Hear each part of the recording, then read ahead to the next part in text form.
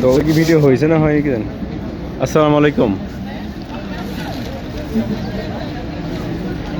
এটা দেখা যাচ্ছে বাইতুল হারাম।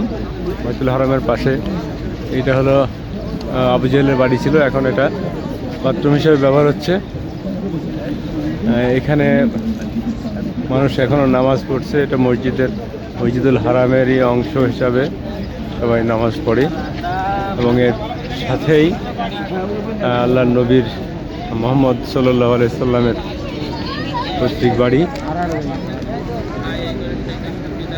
খুব কাছ থেকে আমরা একদম বাড়ির সাথে চলে আসছি। এখানেও নামাজ হয়, এখানেও মসজিদের অংশ এই দেখা যাচ্ছে।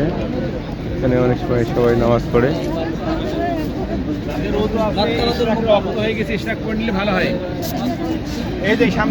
একদম কাছে আল্লাহ রসুলের বাড়ির সাথেই সামনেই আবু জেহেলের বাড়ি এবং তারপরে আমাদের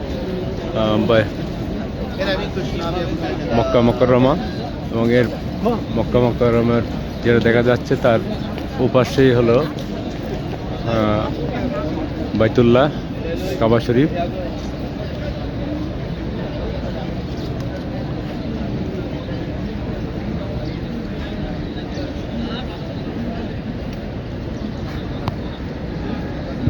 এখানে লেখা দেখা যাচ্ছে, আরবিতে লেখা আছে।